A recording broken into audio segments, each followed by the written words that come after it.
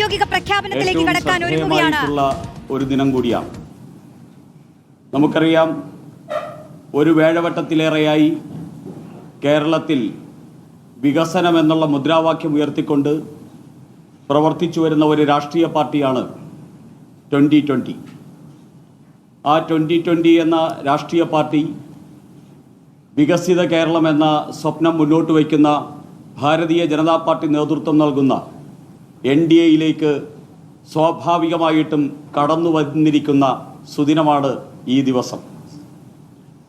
2020യുടെ president സമാരാധ്യനായിട്ടുള്ള Shri Sabu Jacob, അദ്ദേഹം ഇന്ന് ഈ സമയത്ത് NDAയുടെ ചെയർമാനും BJPയുടെ സംസ്ഥാന അധ്യക്ഷനുമായിട്ടുള്ള ശ്രീ രാജീവ് ചന്ദ്രശേഖറുമായി ചർച്ച നടത്തി കഴിയുകയും NDAയിലേക്ക് പ്രവേശനത്തിന് സന്നദ്ധനാവുകയും ചെയ്തിരിക്കുകയാണ്.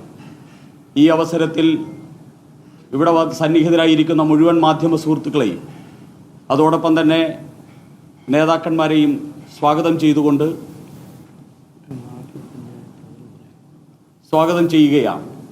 നമുക്കറിയാം, 2020 ഇന്ന് കേരളത്തിലെ ഒരു നിർണായകമായിട്ടുള്ള രാഷ്ട്രീയ പ്രസ്ഥാനമായി മാറിക്കഴിഞ്ഞിരിക്കുന്നു. 2020 വികസനമെന്ന മന്ത്രം ഉച്ചരിച്ചുകൊണ്ട് ഭരണം മുന്നോട്ട് നയിക്കുകയാണ്. 2 ഗ്രാമപഞ്ചായത്തുകളിൽ 2020 പ്രതിപക്ഷ നേതൃസ്ഥാനത്തുണ്ട്. 89-ലേറെ ജനപ്രതിനിധികൾ 2020യുടേതായിട്ട് ഈ കേരളത്തിൽ ജയിച്ചു കഴിഞ്ഞു.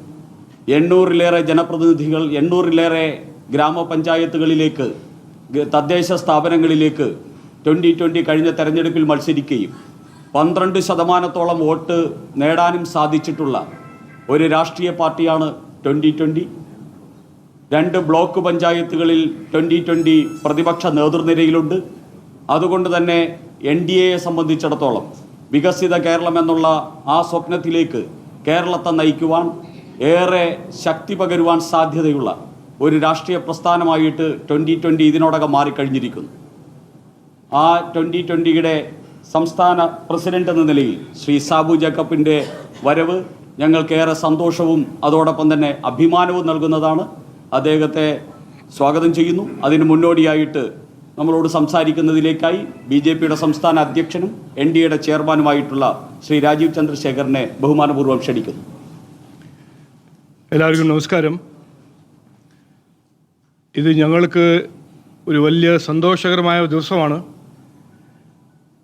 ഇന്ന് NDAൻ്റെ ഭാഗമായി 2020 ജോയിൻ ചെയ്യുന്നു. നാളെ പ്രധാനമന്ത്രി നരേന്ദ്രമോദിജി പങ്കെടുക്കുന്ന പ്രോഗ്രാമിൽ 2020 സാബുജിയും ഒഫീഷ്യലായിട്ട് PMൻ്റെ പ്രസൻസിൽ NDAൻ്റെ ഭാഗമാവും. എനിക്ക് 2-3 കാര്യം ഈ സന്ദർഭത്തിൽ പറയാൻ ഞാൻ ആഗ്രഹിക്കുന്നു. ഞാൻ ഇവിടെ വന്നു കഴിഞ്ഞ് NDA മുമ്പോട്ട് വയ്ക്കുന്ന ഒരു കാഴ്ചപ്പാട് വികസിത കേരളം, വിശ്വാസ സംരക്ഷണം, സുരക്ഷിത കേരളം, ഇത് ഞങ്ങൾ മുമ്പോട്ട് വെച്ച്